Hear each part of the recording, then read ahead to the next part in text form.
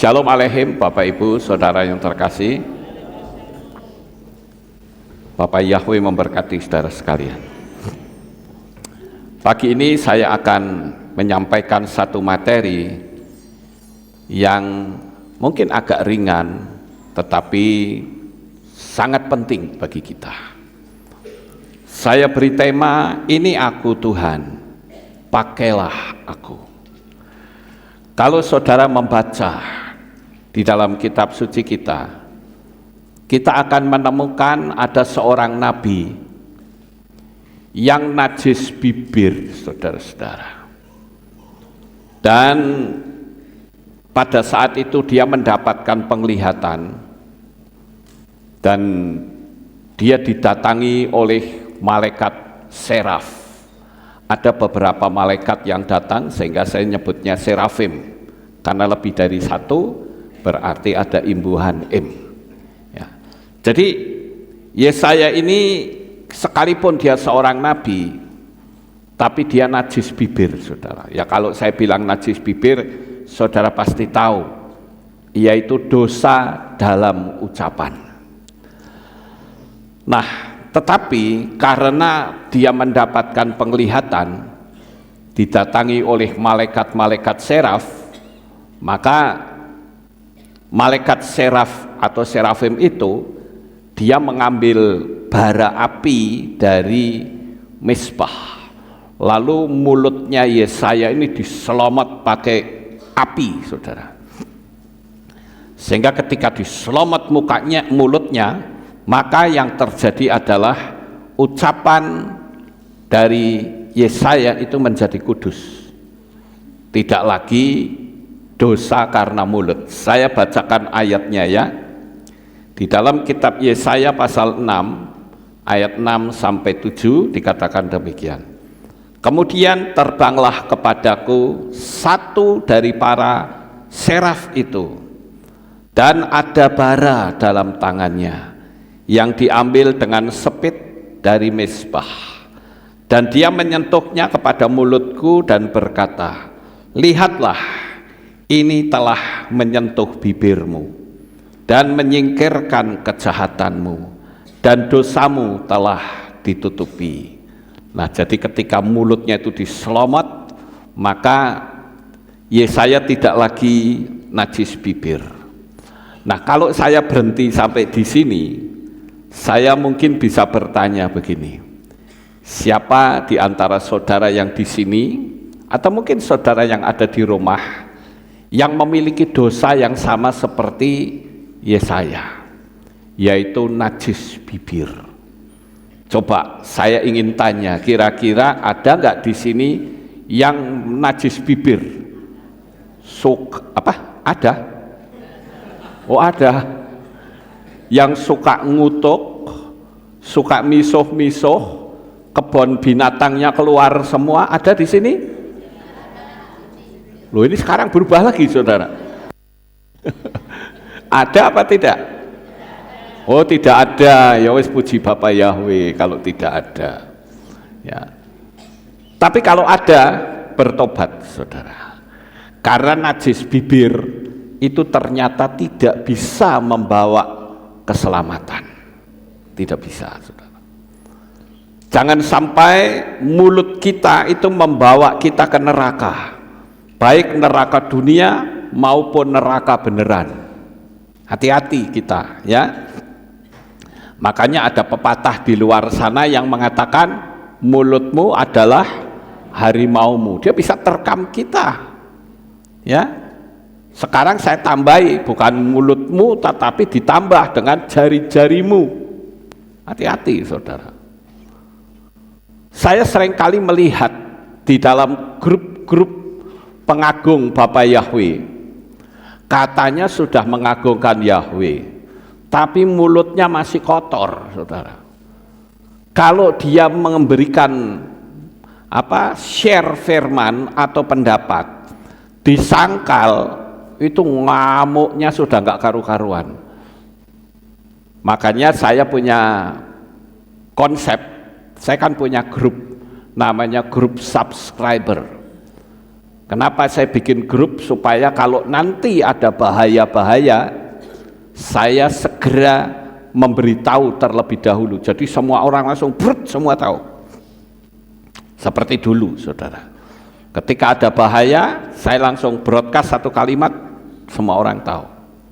Apalagi kondisi zaman sekarang itu sudah menakutkan. Kadang orang tanya, Pak tolong kasih link ya, kalau ikut grup pasti nggak perlu kasih link. Ada banyak orang yang ngirim link pada saat seperti ibadah pagi ini, saudara.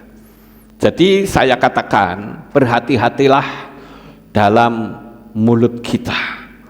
Sekarang lihat perubahan hidup Yesaya setelah mulutnya diselomot pakai api, saudara. Diselomot itu apa? Ini orang luar negeri mungkin agak bingung ya. Dijejeli. Mulutnya dijejeli. Apa? Bara api, saudara. Ya. Disulut ya, disulut pakai bara api, saudara. Sehingga berubah cara berbicaranya. Nah, pasal 6 ayat 8 dikatakan begini, dan aku mendengar suara Tuhan yang mengatakan, siapa yang akan aku utus dan siapa yang akan pergi untuk kami? Dan aku berkata, inilah aku, utuslah aku. Makanya kata utus itu tak rubah sedikit, ini aku Tuhan, pakailah aku. Jika kita berpikir bahwa Tuhan itu tidak bisa memakai kita, itu salah, saudara. Kadangkala kita ibadah berkali-kali berpikir, apa Tuhan mau ya memakai saya? Karena saya ini orangnya nggak sekolahan, nggak pinter, apa Tuhan mau pakai saya? Saya beritahu ya Bapak Ibu bahwa nabi-nabi, raja-raja, bahkan tokoh-tokoh yang tertulis dalam kitab suci, semua punya kekurangan, dan bahkan kekurangannya lebih berat dari kekurangan kita. Jadi kalau orang-orang atau tokoh-tokoh di kitab suci saja bisa dipakai Tuhan, kita bisa nggak dipakai Tuhan? Bisa, cuman masalahnya bukan bisa atau tidak, mau atau tidak. Itu saudara, kalau bisa Tuhan kasih kemampuan, mau atau tidak gitu loh.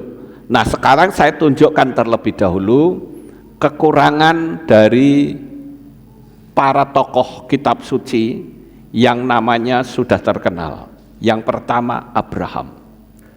Abraham sekalipun dia disebut sebagai orang beriman, saya nggak perlu kasih ayat ya, kepanjangan saudara. Percaya saja, saya ngomong itu ambil dari ayat. Abraham sekalipun dia disebut sebagai bapak orang beriman, tahukah saudara bahwa Abraham itu pernah berbohong? Dia bahkan berusaha dalam tanda petik kayak menjual istrinya. Ketika dia ketemu dengan raja, dia katakan sama istri, nanti kalau raja tanya, kamu ngomong jangan ngomong istri saya ya, kamu ngomong adik saya atau saudara saya, kira-kira begitu saudara. Ini keji banget kalau saya pikir. Apalagi kalau kita lihat Sarah, kitab suci jelas mengatakan dia itu cantik. Kalau cantiknya kitab suci itu tidak bisa dibandingkan. Lawang istrinya cantik kok malah dijarno kayak raja supaya dirinya aman. Ini manusia macam apa kayak begini? Itu Abraham, saudara. Lalu Noah. Memang kita tahu bahwa Noah itu adalah orang yang telah menyelamatkan seluruh binatang-binatang yang ada, walaupun manusia menolaknya, sehingga bumi ini diriset ulang oleh Tuhan. Namun tahukah saudara bahwa Noah pernah punya dosa yang bernama mabuk. Ketika dia atau bikin kebun anggur, ternyata dia mabok anggur sampai telanjang bulat, saudara. Dan lebih celakanya lagi, anak-anaknya yang satu, yang namanya Ham, dia memamerkan ketelanjangan bapaknya.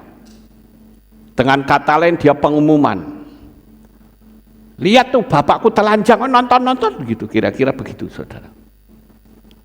Ini keji banget ya. Sama seperti kalau kita memamerkan dosa orang lain di Facebook, di YouTube, di mana-mana dipamer-pamerkan, itu sama kejinya dengan anaknya Nuh itu, saudara. Sehingga dia terkena kutuk. Itu Noah, saudara, atau Nuh. Kemudian kita lihat Yakub atau Yakov. Yakov ini terkenal dia pernah menipu, sehingga dia mendapatkan hak kesulungan daripada Esau.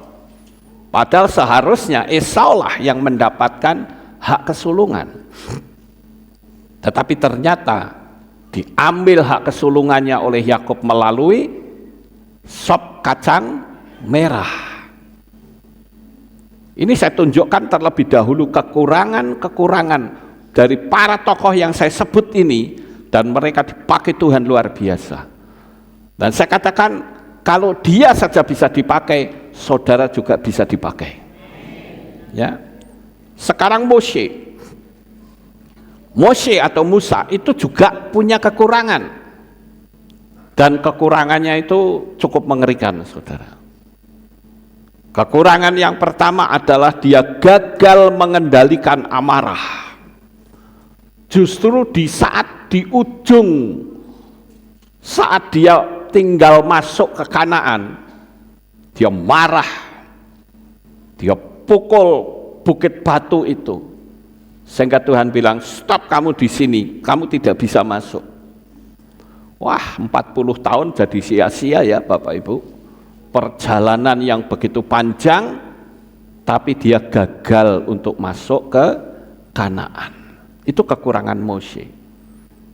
Dia tidak bisa mengendalikan marah. Bahkan dia juga punya kekurangan yang lain, yaitu dia tidak pandai bicara.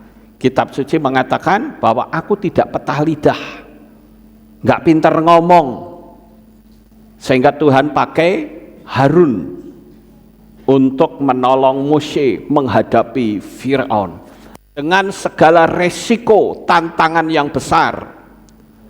Tetapi toh di ujung kemenangan dia harus berhenti, yang masuk justru bukan Moshe. Sekarang kita lihat Daud, saudara. Daud ini terkenal, dia melakukan perzinahan dan pembunuhan. Suami dari Batsheba dimakankan dalam medan pertempuran sampai dia mati. Itu juga kekurangan dari Daud. Kemudian kita lihat lagi tokoh yang lain, yaitu Rahab. Rahab ini dulunya adalah seorang pelacur. Bayangkan saudara, seorang pelacur saja bisa dipakai oleh Tuhan. Bahkan kalau kita lihat garis keturunannya, itu justru melalui Rahab. Jadi tidak ada di antara kita yang punya alasan, aku nggak bisa. Masalahnya jangan bilang aku nggak bisa, aku mau atau tidak, itu aja. Kemudian kita lihat tokoh yang lain, yaitu Gideon. Ya, kalau metani orang-orang lihat kekurangannya itu gampang, saudara. Sama seperti kalau saudara ingin lihat kekurangan orang lain, 1 menit bisa banyak dapatnya. Tapi coba kalau saudara suruh lihat bagaimanakah keunggulan orang itu, mikir kesuwen, saudara. Karena kebiasaan manusia itu selalu melihat kekurangan. Tapi saya akan tunjukkan kekurangan para tokoh kitab suci ini, tetapi toh dia dipakai oleh Tuhan luar biasa, yaitu Gideon. Gideon ini dia pernah mengalami ketakutan saat mau berperang menghadapi orang Midian. Jadi dia berpikir, wah aku perang mesti mati, wah aku bukan panglima perang kok. Sampai dia minta tanda, itu artinya apa? Dia betul-betul ketakutan. Tapi toh dia berhasil mendapatkan kemenangan. Begitu juga dengan Simson, saudara. Simson adalah orang yang diurapi luar biasa oleh Bapa Yahweh. Bahkan dikatakan dalam kitab suci, ketika roh Yahweh turun atas Simson, nah kalimat belakangnya mesti hebat, saudara. Pintu gerbang diangkat, 1.000 orang Filistin dihabisin. Kalau sudah ada kalimat, maka berkuasalah roh Yahweh atas Simson. Jadi seperti yang digambar-gambarkan dalam film itu salah. Karena Simson itu tubuhnya tidak besar, dia biasa. Mungkin tubuhnya sama seperti saya, enggak model bodybuilding begitu, tidak, saudara. Tapi toh juga Tuhan bisa pakai. Kalau roh Yahweh turun atasnya, segala musuh apapun, bahkan singa pun bisa dicabik-cabik mulutnya. Itu Simson, saudara. Tapi dia juga punya kelemahan, yaitu dia mencintai Delilah, saudara. Delilah ini sudah dikasih tahu oleh bapaknya supaya kamu jangan menyukai perempuan itu. Tapi tetap aja akhirnya Simson jatuh dalam dosa. Simson dibutakan matanya dan pekerjaan sehari-harinya menggiling gandum. Hasilnya bukan untuk diri sendiri, tetapi hasilnya untuk Raja Filistin. Artinya dia hidup hanya untuk kerja bakti. Sekarang kita lihat yang lain, yaitu Elia. Elia itu terkenal dengan mujizat-mujizatnya yang hebat. Tapi tahukah saudara, Elia pernah frustrasi sampai dia melarikan diri dan ingin bunuh diri ketika dia diancam oleh seorang perempuan, istri dari Raja Ahab yang bernama Isabel. Isabel mengirimkan utusan ngomong, coba kamu kasih tahu tuh sama Elia, sama seperti engkau membantai nabi-nabiku, aku juga akan menghabisi engkau. Wah, Elia ketakutan, dia lari dan dia bilang, sudah cukup Tuhan, aku tak mati sekalian. Dia mau bunuh diri, saudara. Ada banyak sekali. Kita lihat lagi yang namanya Yonah atau Yunus. Yunus pun dipakai Tuhan luar biasa, tetapi tahukah saudara bahwa Yunus pernah ketakutan ketika diutus Tuhan untuk masuk ke Niniwe. Saya memang bisa memaklumi ya ketakutannya Yonah, karena di Niniwe itu terkenal dengan hukuman mati.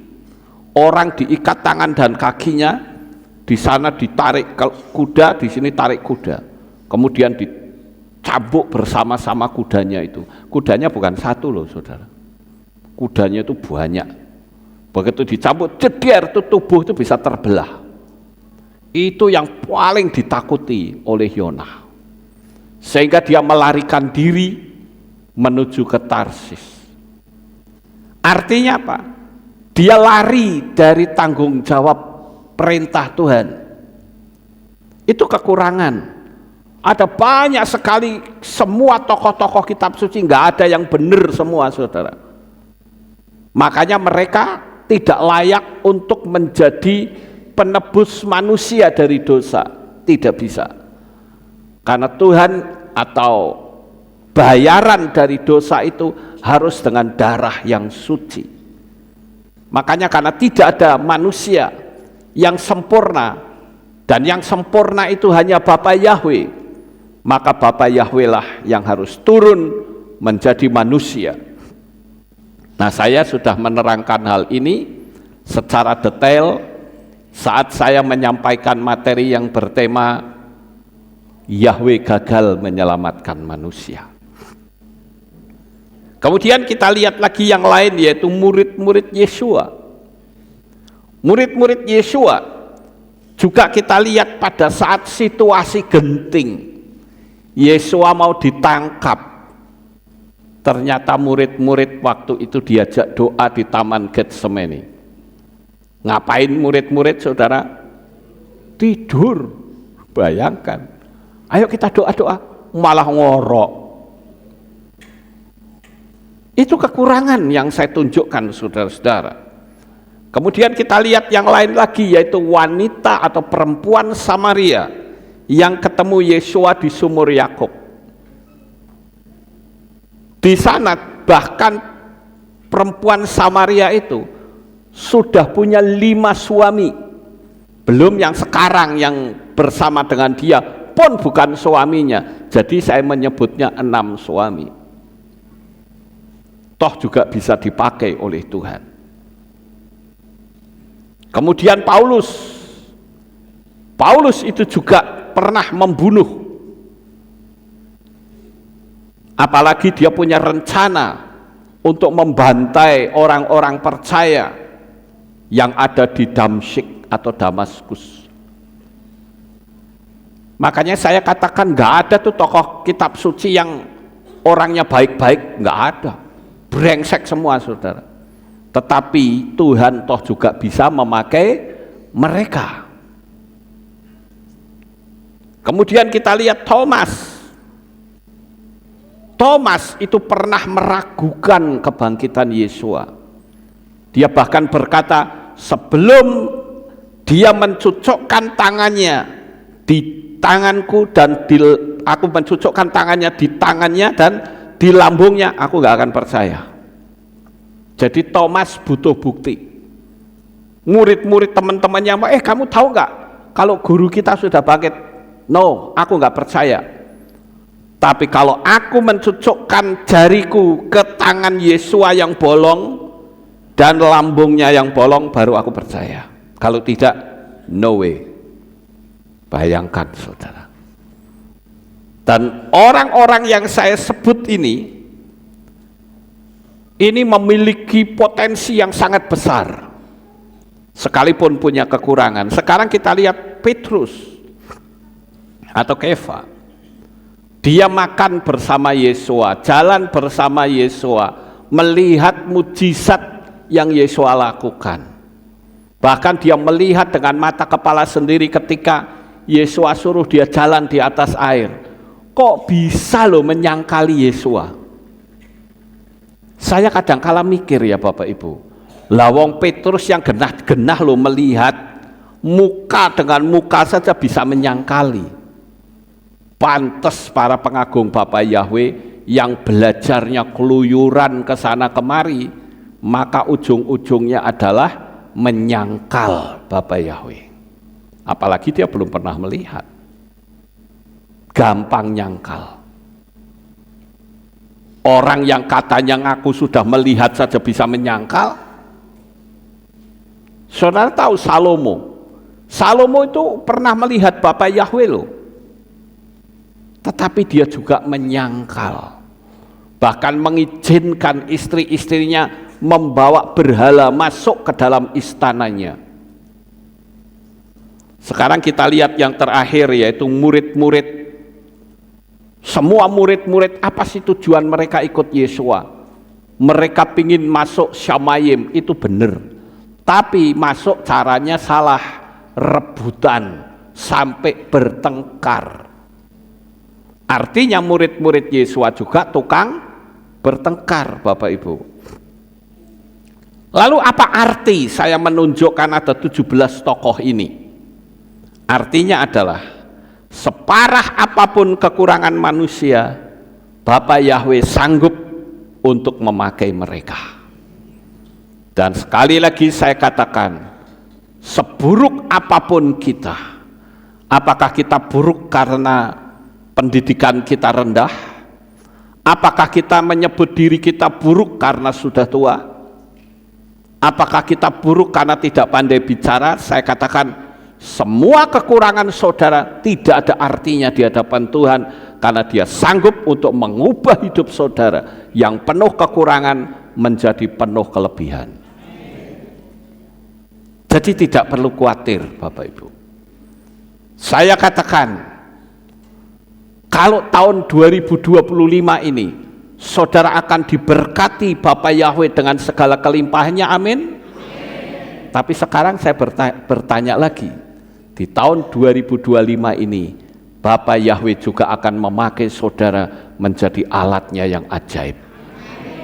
Ya, puji Bapa Yahweh, saudara mengaminkan.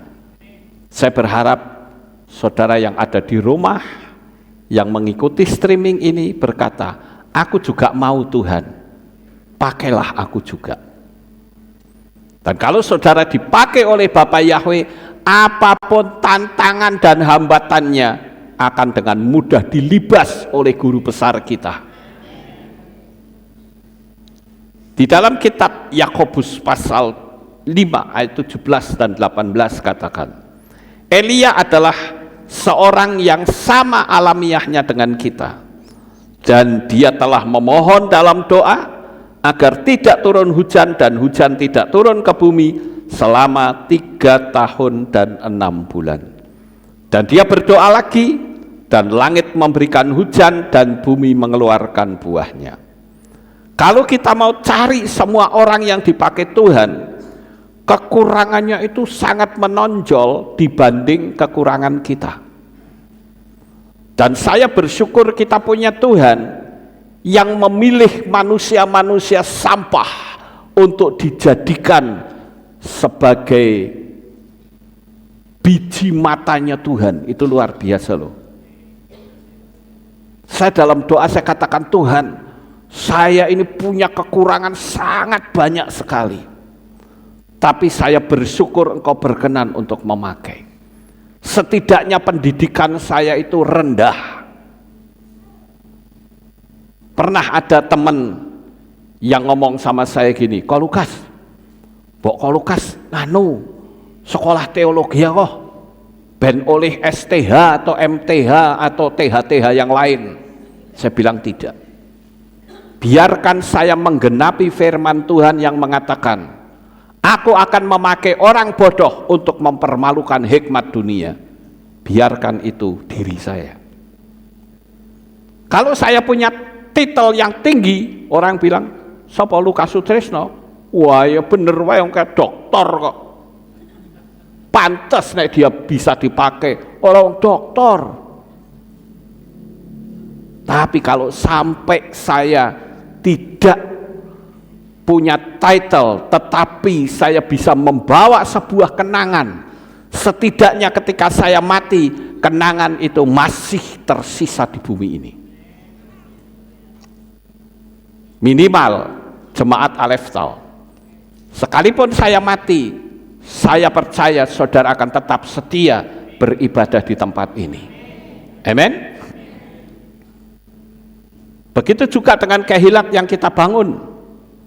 Saya boleh mati, tapi Kehilat akan terus berdiri menjadi wadah untuk menyelamatkan banyak jiwa. Tapi saya yakin saya tidak akan mati karena saya ingin rapture bersama saudara. Ya. Di dalam kitab Hakim-Hakim atau Shoftim pasal 3 ayat 31 dikatakan begini, dan sesudah dia bangkitlah Samgar anak-anak, ia menewaskan 600 orang Filistin dengan tongkat penghalau lembu. Demikianlah juga dia membebaskan orang Israel. Terkadang Bapak Ibu, ada orang berkata, aku sudah pelayanan sekian tahun, apa penghargaan Kehilat atau gembala buat saya? Waduh, ini sudah keterlaluan ya. Ketahuan motivasinya apa? Saya waktu pertama kali bertobat menerima Tuhan, sekalipun masih pakai nama yang salah, tapi saya tidak peduli saudara. Saya melayani saja. Saya tidak urusan orang mau ngasih penghargaan sama saya atau tidak, nggak urusan saya. Saudara pikir saya melayani supaya saya jadi pendeta? Tidak. Nggak pernah, mimpi saja nggak pernah. Karena saya punya motivasi, aku sudah diselamatkan oleh Tuhan, aku harus membalas kasih-Nya. Karena aku sudah diluputkan dari api neraka. Seharusnya malah kita harus berkata, kontribusi apa yang harus saya berikan untuk Tuhan. Saya bukan pamer Bapak Ibu, tapi ada banyak sekali kontribusi yang saya lakukan. Ini saya sharekan untuk saudara, supaya setidaknya saudara meniru dan tidak berkata, apa aku pelayanan sudah sekian tahun, kehilat tidak memberi penghargaan, apalagi pendetanya, apalagi orang-orang pengurusnya. Untuk apa saya pelayanan? Ya berarti Anda melayani manusia kalau begitu. Makanya saya sharekan. Saya dulu orang yang anti kekristenan Bapak Ibu. Begitu saya bertobat, pikiran saya bagaimana saya menyenangkan hati Bapak Yahweh. Gereja saya dulu listriknya pakai diesel, bendeng, nyambung ke jemaat, ke rumah orang, saudara. Masuk ke gereja, dulu kan masih 110 ya, masuk di gereja itu 70 voltnya, jadi hampir separuh hilang. Saya melihat seperti itu, kalau ibadah sore sedikit lampunya biarpet, karena strumnya kurang. Apa yang saya lakukan? Saya ngerti teknik, saya bikin trafo sendiri, saudara. Saya gulung trafo. Kalau sekarang gulung trafo gampang, ada mesinnya semua. Lah dulu nggak ada. Saya bikin koker sendiri, saya cari keren dari pasar loak, saya kumpulkan keren itu, lalu saya hitung, oh tingginya sekian, sekian, diameter emailnya seberapa, wattnya yang kita butuhkan berapa, tak hitung, tak gulung sendiri. Pedes-pedes dah tangannya. Karena apa? Saya ingin menyenangkan Tuhan. Padahal gulung trafo itu, saudara, kalau kendo atau kendor dimasukin keren nggak muat. Dan kalau toh muat dipaksa akan geter, suaranya ter gitu. Saya gulung, saya bilang ini harus jadi, pasti bisa untuk step up, menaikkan strum dari 70 bisa sampai 110, dan itu berhasil. Saya lihat, wah ini rumput-rumput di gereja kok tinggi-tinggi. Saya bikin mesin babat, saudara, pakai bor listrik. Walaupun saya sempat kakinya kena babat, saudara, ya, tapi ya nggak masalah. Lalu apa yang saya lakukan lagi? Wah, gereja kok musiknya nggak ada drum, nggak ada apa? Saya beli drum, saudara. Apakah ada yang nyuruh? Enggak. Karena boleh dibilang cabang gereja yang di Comal itu kayak nggak terlalu dianggap gitu. Karena jemaatnya yang paling banyak sekitar 80. Makanya saya punya inisiatif bagaimana supaya musiknya lebih bagus. Lalu apa yang saya lakukan? Saya datang lebih awal. Jadi kalau saudara lihat saya duduk di belakang 1 jam sebelum ibadah dimulai, itu kebiasaan saya dulu. Cuman kalau dulu waktu saya datang ya 1 jam di muka,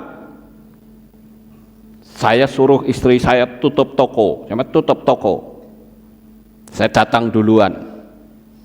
Apa yang saya lakukan? Saya ngelapi mimbar, musik-musik saya lapi supaya nggak berdebu. Itu yang saya lakukan. Ada yang suruh? Nggak ada. Inisiatif sendiri, saudara. Kenapa? Karena saya ingin dipakai Tuhan. Tuhan pakai aku, Tuhan.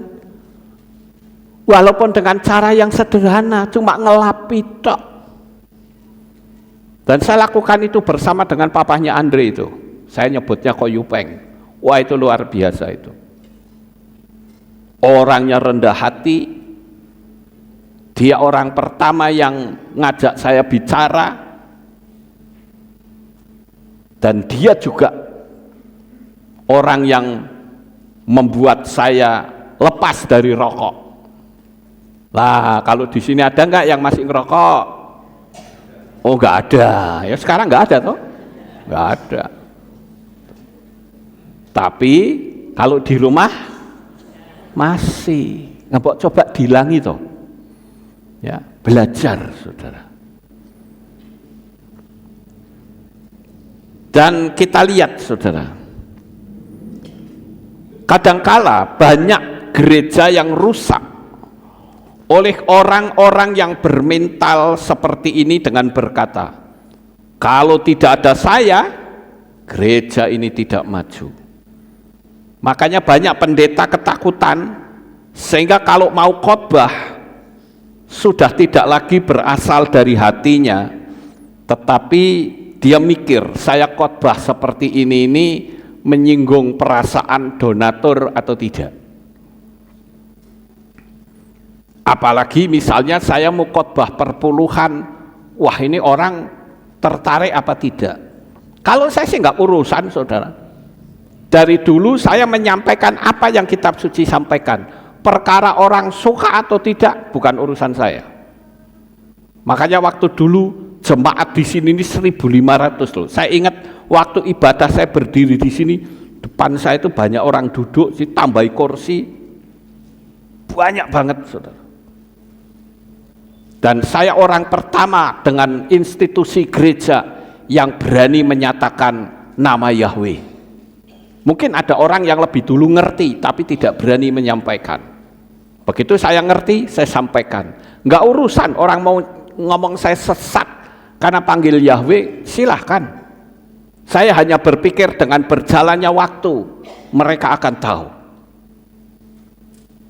Sampai di sini paham Bapak Ibu? Makanya saya katakan, ayolah kita ambil sikap seperti kalimat ini. Ini aku Tuhan, pakailah aku. Ya. Kita lihat Samgar yang tadi saya singgung. Siapakah Samgar itu, saudara? Samgar ini memiliki karakteristik yang luar biasa. Sampai dia membunuh 600 orang Filistin dengan tongkat penggiling. Dia ini hanya seorang gembala biasa, gembala sapi, saudara. Belum lagi kalau kita lihat Deborah. Siapa itu Deborah? Deborah atau Devora itu adalah ibu rumah tangga biasa, tapi Tuhan bisa pakai dengan sangat dahsyat, bahkan sampai dia menjadi hakim. Itu tinggi loh jabatan hakim loh, walaupun bukan seperti zaman sekarang untuk jadi hakim harus punya titel SH dulu. Zaman dulu tidak. Orang yang bisa menjadi pemimpin itulah yang akan dijadikan hakim pada saat zaman kitab Shoftim atau hakim-hakim. Jadi kalau kita lihat bahwa Samgar maupun Devora itu hanya manusia-manusia biasa. Makanya orang yang bertitel teologi jangan sombong. Titelnya rentengan nama Yahweh saja nggak tahu kok, mau sombong apa coba? Giliran tahu, malu atau takut atau gengsi karena telah jelek-jelekin pengagung Bapak Yahweh. Kesian deh, saudara. Makanya buka hati yang lebar-lebar. Kalau dia nggak ngerti, lebih baik diem. Jangan dosa mulut atau mulut najis itu muncul. Apalagi menggunakan nama Bapak Yahweh itu nama yang maha suci. Jangan dibuat main-main. Makanya ada pendeta yang mati kecelakaan gara-gara menghina nama kudus Bapak Yahweh. Apalagi kita kan Kalau orang Kristen pada umumnya suka menghafal doa Bapa kami. Bapa kami yang di Syamaim, dikuduskanlah namamu. Bagaimana kita bisa mengkuduskan nama? Karena yang dipanggil nama Arab Yunani. Enggak bisa, saudara. Mengkuduskan itu ya kepada sumbernya. Dan saya katakan apapun alasannya, nama tidak bisa diubah. Orang mau berdalih seperti apapun, no way, tidak bisa, saudara. Makanya saya katakan ini karakteristik Samgar ini luar biasa. Dia punya kepemimpinan yang luar biasa sehingga dia bisa memimpin bangsa Israel keluar dari penindasan orang-orang Filistin. Begitu juga dengan ketaatan. Samgar ini taat kepada Tuhan dan melakukan kehendaknya. Sederhana sekali. Juga kebijaksanaannya. Samgar menggunakan tongkat penggiling sebagai senjata, menunjukkan kebijaksanaan dan kreativitasnya. Luar biasa, saudara. Lain Samgar, lain Devora, saya suguhkan satu nama, yaitu Dorcas.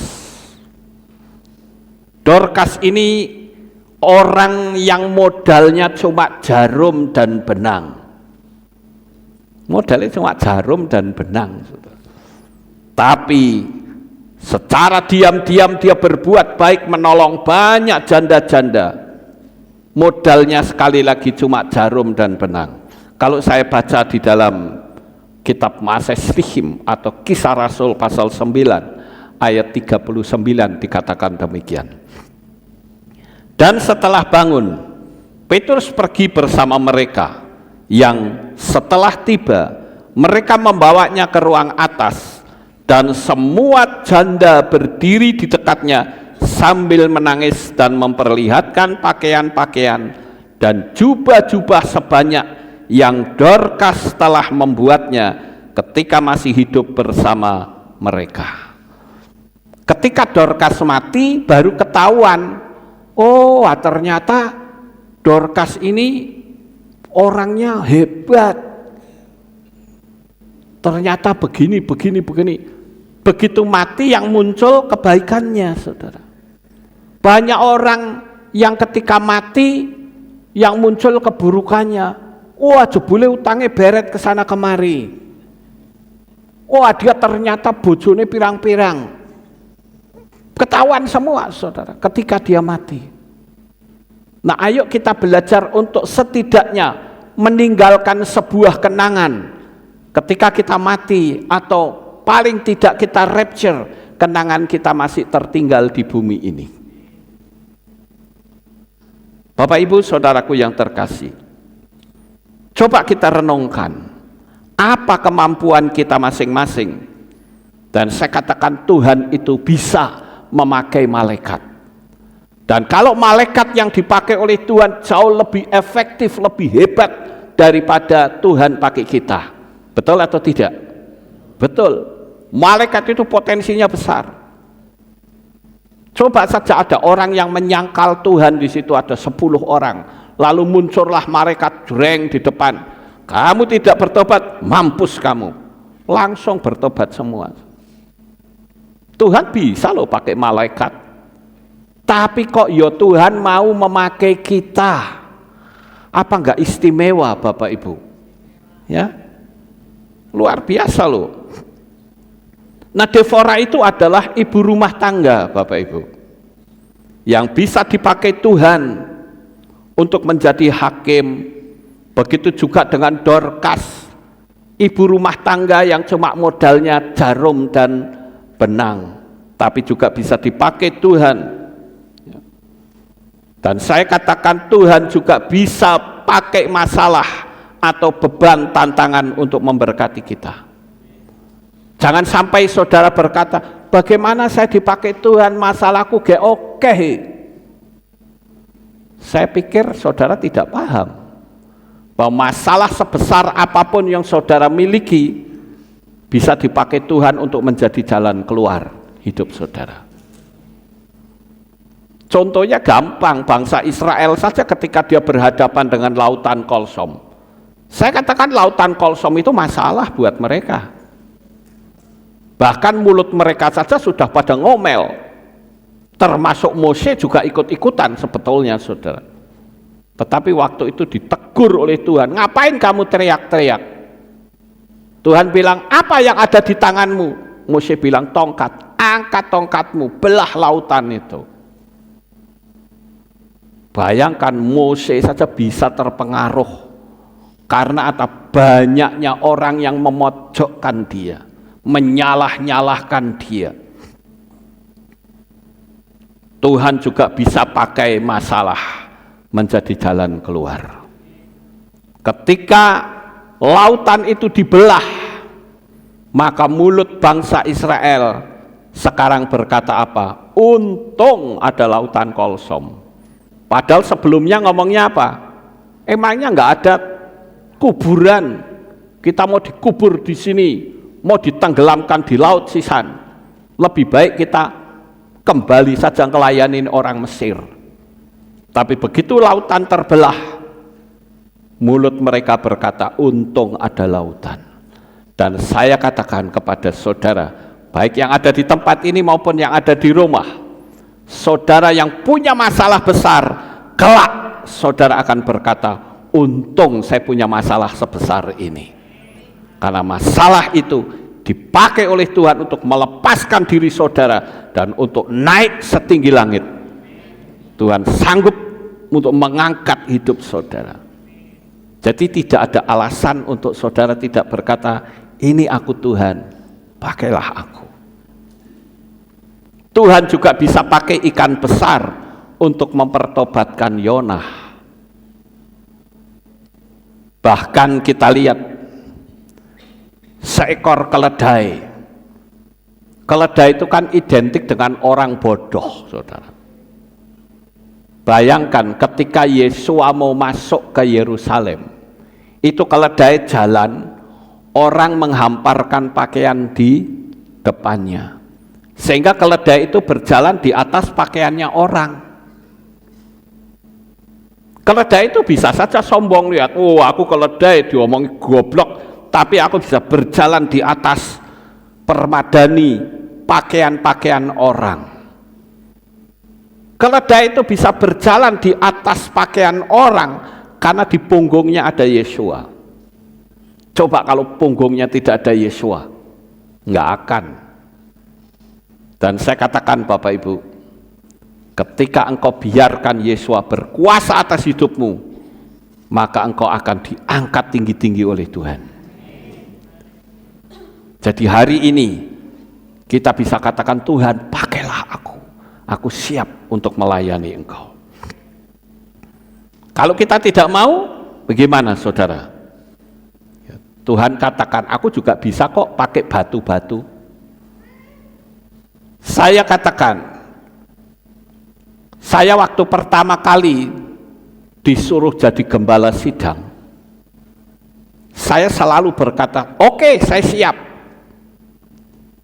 Waktu itu oleh organisasi, saya sempat ngomong gini sama istri saya, Mam, gimana kalau saya tak jadi gembala sidang di daerah transmigrasi? Wah, semangat saya kan masih meledak-ledak, saudara. Saya mau jadi gembala sidang di daerah transmigrasi. Istri saya bilang, jangan. Kenapa? Karena ada banyak pertimbangan, Bapak Ibu. Dan saya katakan benar juga. Kalau di sana nanti bagaimana dengan Elis, sekolahnya gimana? Karena itu di tengah hutan. Rumah satu dengan yang lain jauh. Nggak jadi. Ya mungkin saudara berpikir, wah pantes wong ora enak nggone kan gitu. Tapi sekarang ada penawaran lagi. Pak Lukas mau nggak kalau jadi gembala di Hawaii? Hawaii itu kan terkenal tari hula-hula, saudara. Tahu tari hula-hula? Yang pakai rumbia, pakai rafia, jogetnya gini-gini sambil gini-gini. Ya. Kotanya bersih sekali. Karena saya pernah menginjakkan kaki di Hawaii. Saya tanya lagi sama istri saya, mau nggak Mam jadi gembala di Hawaii? Enggak.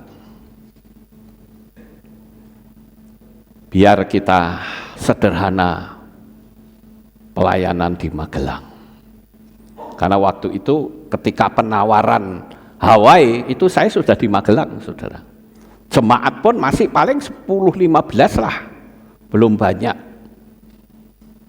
Ditawari lagi, mau nggak Pak Lukas jadi gembala di Ambarawa? Saya bilang tidak. Biarlah saya di sini di Magelang. Saya akan bikin Magelang menjadi kota yang penuh pengharapan. Dan memang ternyata namanya Kota Harapan, saudara. Ya. Dan saya katakan biarlah kalau Tuhan sudah tempatkan saya di Magelang, saya tetap tinggal di Magelang. Dan ternyata memang Magelang ini kotanya nyaman ya, saudara. Udaranya sejuk, nggak banyak nyamuk. Banyak orang-orang yang berpikir saya di hari tua tak menghabiskan waktu di Magelang. Dan saya katakan saya sejahtera. Saat pada suatu hari ketika sidang rapat BPD Jawa Tengah, ketika saya pulang saya kasih laporan sama istri saya, Mam, saya kok diperintahkan di Magelang. Dan saya bilang saya mau di Magelang. Istri saya tidak menolak, saudara. Oh ya silakan. Dan ternyata betul, inilah ladang yang Tuhan tempatkan saya di sini. Dan saya berdoa supaya kita tetap satu, tetap bersama-sama sampai Tuhan Yesus datang. Makanya saya berkata, ada orang yang ngaku gembala, ngaku pendeta, tapi kalau sudah menyangkut masalah uang, lebih memilih untuk tutup mulut. Tapi masih mengaku dipakai oleh Tuhan, ini bohong dan munafik. Banyak sekali orang-orang yang sudah mengenal Bapa Yahweh, tapi dia nggak punya nyali. Itu saya menyebutnya adalah si pembinasa keji yang berdiri di bait suci. Kenapa kalimat itu nggak nyaman? Itu kan kalimat untuk anti Hamasya. Pembinasa keji yang berdiri di bait suci, saudara. Kenapa? Karena dia membiarkan jemaat binasa. Karena orang tidak memanggil nama Yahweh, mustahil dia bisa selamat. Sekali lagi saya katakan, orang tidak memanggil nama Yahweh dan Yesua, mustahil bisa selamat. Ucapan saya, pasti ada orang yang tidak setuju. Ya biarin aja kalau tidak setuju. Tapi saya mengutip dari kitab suci. Dia katakan, Anoki, Anoki Yahweh, wa en mibal adai musya. Akulah Yahweh. Tidak ada juru selamat selain aku. Itu kitab suci loh yang ngomong. Kalau mau nyangkal, coret saja itu ayatnya. Ya. Dan saya katakan jangan pernah minder. Jikalau Tuhan mau pakai saudara, justru dia ingin membuktikan bahwa dia itu kuat dan sanggup memakai saudara. Jujur saja dulu waktu pertama kali saya melayani, saya risih untuk pamer masa lalu saya. Malu, saudara. Tapi sekarang saya tidak malu. Karena saya tahu firman Tuhan yang mengatakan aku akan memakai orang bodoh untuk mempermalukan hikmat dunia, itu sudah terjadi dalam diri saya. Jadi kalau saudara mau dipakai Tuhan, jangan pernah merasa aku tidak mampu. Loh, kalau kau tidak mau melayani, bahaya loh kalau Tuhan mau pilih saudara. Tapi ternyata saudara banyak alasan. Ya kalau sampai Tuhan bilang kamu tetap nggak mau, ya udah aku mau pakai orang lain. Bahaya, saudara. Bahaya betul. Artinya apa? Tuhan memanggil, kita dipanggil Tuhan itu suatu anugerah yang luar biasa. Lah kok tidak mau? Tuhan bilang ya sudah, nggak mau ya sudah, aku bisa kok pakai orang lain. Emang gua pikirin, aku kan cuma menawarkan, kalau kamu mau aku pakai kamu. Ya Bapak Ibu, Jadi kalau orang yang seharusnya memberitakan kebenaran nama Yahweh malah bisu, malah tidak bisa ngomong, maka Tuhan pakai batu-batu untuk berbicara. YouTube itu batu loh saudara, dia nggak punya nyawa. TikTok, kemudian apalagi Twitter, itu batu, tapi bisa dipakai oleh Tuhan untuk menyelamatkan banyak orang. Berapa banyak orang-orang yang bertobat karena channel saya. Dan saya bersyukur Bapak Ibu, karena melalui channel saya, sekalipun ya banyak video-video saya yang di take down, saya maklum, karena YouTube itu milik mereka. Istilahnya saya cuma nebeng. Ini namanya bukan dipakai Tuhan, tapi kerohanian menjadi ajang pencarian dana. Kalau seorang gembala tidak berani menyatakan kebenaran.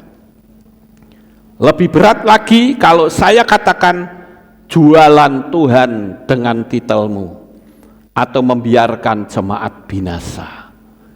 Ingat loh, jemaat itu datang ibadah, itu penuh dengan masalah. Ada masalah keluarga, ada masalah ekonomi, ada masalah karier, macam-macam saudara. Gembala itu harus bisa menyampaikan kebenaran. Tapi kalau kita ibadah di satu gereja, di mana gembalanya itu sudah ngerti nama Bapa Yahweh, dan saudara tetap di situ, saudara ada dalam sebuah kesalahan yang besar. Inilah yang kitab suci katakan, pembinasa keji yang berdiri di tempat kudus. Walaupun kalimat kitab suci itu mengarah kepada triple six, hati-hati Bapak Ibu. Dan ada juga yang saya lihat, jemaat yang sudah kenal nama Yahweh kok masih keluyuran ke sana kemari, ibadah ke tempat campur-campur, itu melukai hati Bapa. Ngapain kita campur-campur Bapak Ibu? Ya. Jadi saya katakan orang juga tidak boleh sombong, sekalipun pandai. Saya pernah sekali waktu ketika saya mau kerja via komputer saudara, ternyata mosnya kebalik. Setelah saya pikir jajal ya, nek mosnya kebalik itu bisa nggak saya kerja? Angelnya luar biasa, nggak bisa-bisa. Apalagi keyboardnya tak balik, wis mumet sisan. Walaupun ada orang-orang yang otaknya lebih hebat dari komputer, saudara. Orang gambar, saya lihat di YouTube ya, orang gambar tangan satu ini bisa keluar gambar yang berbeda, ada dua. Hebat sekali. Dan itu memang orang-orang tertentu yang punya kemampuan seperti itu, saudara. Maka sekalipun orang itu punya titel sarjana teologia, master teologia, doktor teologia, nggak bisa disombongkan. Coba saja, sekalipun prestasinya besar, kena stroke sudah, saudara, nggak usah akeh-akeh, kena stroke, yang muncul apa? Ngiler. Lo betul nggak saudara? Pinter-pinternya manusia, titelnya rentengan, begitu kena stroke ngiler sambil tangannya menceng kayak gini. Hati-hati loh, jangan kita merasa sombong di hadapan Tuhan. Kita itu nggak ada apa-apanya Bapak Ibu. Makanya kalau Tuhan pakai kita, bersyukurlah. Mungkin saudara berkata, tapi saya cuma bisa naik Asher. Asher itu justru penting saudara. Di rumah lagi belenek, masuk ke kehilat, Asher senyumannya itu manis, senang saudara. Makanya saya menganjurkan, kalau jadi Asher itu banyak senyum. Kalau ada jemaat, Shalom, selamat pagi, Bapak Yahweh berkati, senang saudara. Jangan, Shalom, Shalom, Shalom. Orang yang punya masalah kan berpikir nak ngomah belenek, kehilat juga belenek sisan, nggak nyaman saudara. Jadi berikanlah orang yang masuk ke kehilat kita itu penuh dengan damai sejahtera. Di sini itu sama kita di hadapan Tuhan. Misalnya ada orang cari saya, saudara yang jemaat biasa, cobalah antar masuk ke pastori. Mari Pak, silahkan duduk, ajak ngobrol saudara. Jangan seperti waktu di belakang sono dulu.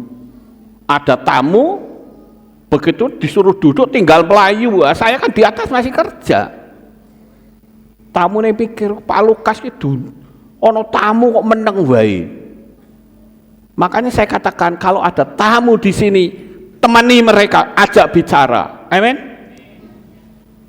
Itu orang pernah sampai kepahitan loh saudara. Saya nggak perlu sebut namanya. Karena datang ke pastori, saya bilang saja saya masih ini kerja, tunggu 10 menit. Karena saya kalau ngerjain sesuatu, kalau saya tinggal konsentrasi buyar, begitu saya kembali, tadi itu saya ngerjain apa ya? Bingung saudara. Jadi saya selesaikan dulu 10 menit.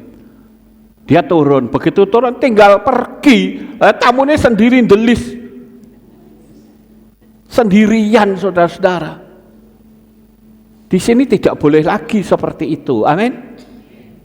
Siapapun saudara, antarlah mereka masuk ke pastori. Bikinkan minum. Itu namanya pelayanan yang baik. Jangan saudara pikir, aku bukan pengurus kok di sini, aku kan jemaat biasa.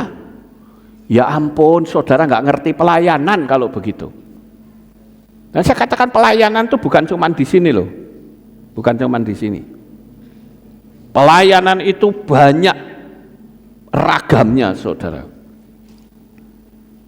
Jadi saya katakan saudara itu jemaat, jangan cuma memanasi bangku kehilat, tapi masuklah dalam pelayanan sekalipun tidak di sini. Supaya apa? Supaya engkau mengumpulkan kredit poin di Shamayim. Jadi saya katakan, saya masih ingat ya, ada 2 orang yang sekarang sudah kembali pulang ke rumah Bapak Yahweh. 2 orang ini saya sangat terkesan pada waktu saya memberitakan nama Yahweh. Yang satu itu adalah Om Xiong Yan, papahnya Cik Mesian. Yang satu adalah Koh Powa. Itu luar biasa bagi saya. Saya dulu kan bikin VCD, saudara. Sekarang VCD wis ketinggalan ya. Dulu saya bikin VCD. Pemberitaan nama Yahweh sampai berapa ribu saya bikin VCD. Dibeli VCD-nya sama Om Xiong Yan. Dibagi-bagi. Saya dengar kalau ada pasien gigi, ya, dia kasih VCD. Perkara mau ditonton apa tidak enggak urusan, saudara. Begitu juga Kobowa. Kobowa itu ikut menyebarkan nama Yahweh loh di Magelang. Sekalipun pakai Vespa isinya gambar tempel totok, saudara. Saya dekat banget dengan Kobowa. Dia selalu bilang, di Pak Lukas, CD-nya bagi-bagi kemana-mana. Saya bilang ini luar biasa. Pelayanan itu tidak harus di sini. Apa pernah saudara melihat Kobowa pimpin puji-pujian? Enggak pernah. Tapi dia di luar sana pelayanannya bagus. Ini yang membuat saya terkesan terus terang, saudara. Dan saya tahu bahwa mereka semua sudah ada di Shamayim. Mereka sudah disenangkan bersama dengan Bapak Yahweh. Saya cuma berkata, tunggu tanggal mainnya, aku menyusul engkau di negeri cahaya. Ya. Kita bisa punya tenaga, kita punya waktu, kita punya uang, kita punya apapun skill yang bisa dipergunakan untuk kemuliaan bagi Bapak Yahweh, lakukan dan Tuhan akan senang. Paham Bapak Ibu? Biar nanti kita kumpul lagi di Shamayim. Wah, ini jemaat Alef to kumpul meneng, ya kumpul di sini lagi. Ya. Lakukanlah dan berkata, ini aku Tuhan pakailah aku. Dan saya percaya ketika engkau membuka hati, Bapa Yahweh berkenan memakai saudara. Sukses besar untuk saudara. Bapa Yahweh memberkati. Haleluya. Kita tunduk kepala dan kita akan berdoa. Kami mengucapkan terima kasih dan syukur kepadamu ya Bapa Yahweh. Pada pagi hari ini kami bersama-sama telah mendengarkan renungan firman-Mu. Biarlah apa yang bisa kami lakukan akan kami lakukan. Dan kami akan berkata, Tuhan utuslah aku mau, pakailah aku. Karena ketika aku berkata, aku mau, maka Bapa Yahweh akan memberikan kelengkapan untuk pelayanan kita semuanya. Kami serahkan seluruh hidup kami di dalam tangan-Mu. Di dalam nama Adonai Yeshua HaMashiach, kami sudah berdoa dan mengucap syukur. Semua yang percaya berkata, amin. Ada pengumuman? Oke, kita lihat pengumuman.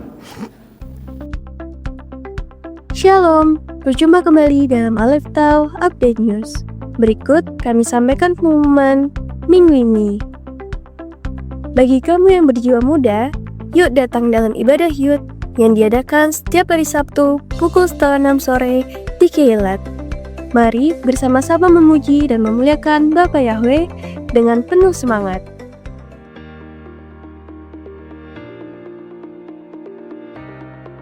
Shalom saudara, yuk kita bikin roh kita semakin menyala dalam melayani Bapa Yahweh.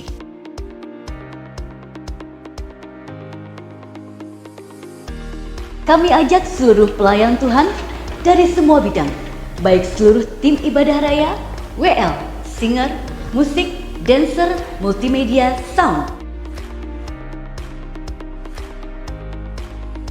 Juga divisi anak, pra-remaja, youth, kaum wanita, men's club, lansia, sosial, divisi kesehatan, hingga usher, K3, staf kantor, driver, tim doa, tim kunjungan, tim pembangunan, tim dapur juga ya, dan semua divisi yang terlibat dalam pelayanan. Untuk datang bersama-sama dalam fellowship pada hari Senin 27 Januari pukul 6 sore di Keilat.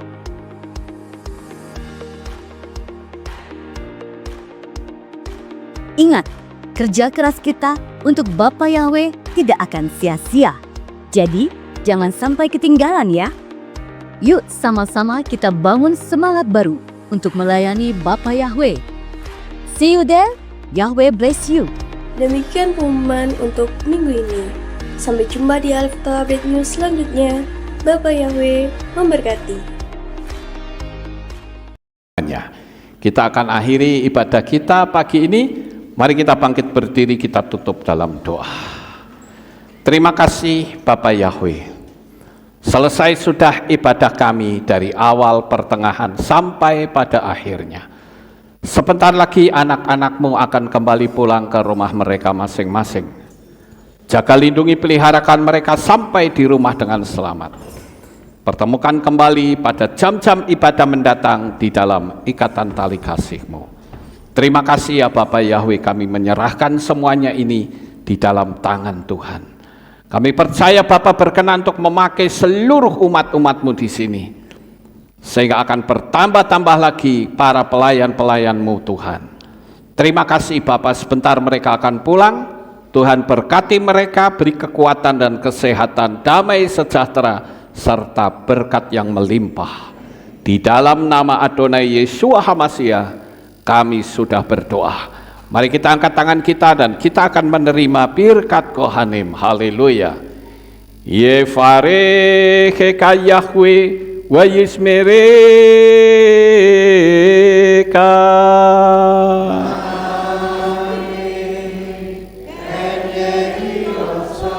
Yair Yahweh panau eleka wihuneka.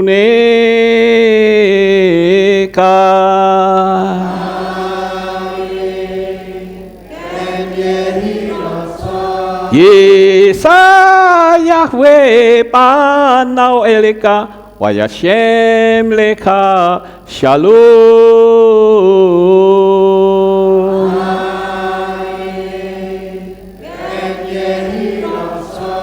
Baruk atabaero faruk atabasare. Engkau akan diberkati di kota dan kau akan diberkati di ladang. Baruk peripit nih, kau friatmat kau frifahem teka syekar ala peka westeroconeka. Diberkatilah buah kandunganmu, diberkati hasil bumimu, diberkati hasil ternakmu, anak-anak lembumu dan anak-anak dombamu. Baruk tanah kaum misyarteka, diberkatilah bakulmu dan tempat adonanmu. Baruk ata baboy kau faruk ata betseteka, dan kau akan diberkati pada waktu kau masuk, dan kau akan diberkati pada waktu kau keluar. Baruk ata Yahweh Elohenu melek haolam, besem Yesua Hamasya Ruach HaKodes kile olam faid. Kami sudah berdoa dan mengucap syukur. Haleluya.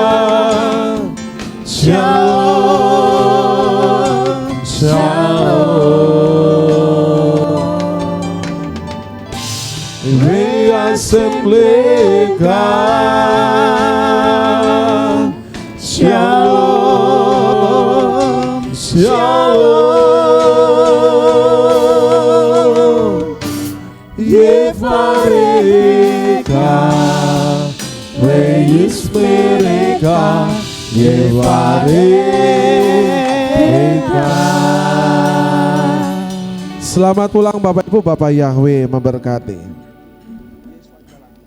Terpujilah Bapa Yahweh yang Maha Kuasa. Terima kasih atas kehadiran Bapak Ibu Saudara sekalian dalam ibadah bersama kami di Kehilat Alef Tau Magelang. Doa saya Bapa Yahweh memberkati dengan kesehatan yang sempurna, damai sejahtera dan berkat materi yang semakin melimpah. Kami menunggu kembali kehadiran Bapak Ibu Saudara sekalian pada jam yang tersedia. Hari Sabat jam 5 pagi, hari Minggu jam 6 pagi, hari Rabu jam 6 sore. Siap sedialah sebagai mempelai Hamasya untuk menyambut kehadiran mempelai pria kita yaitu Adonai Yeshua Hamasya di awan-awan yang permai. Amen lehitraot. Shalom, sampai jumpa kembali.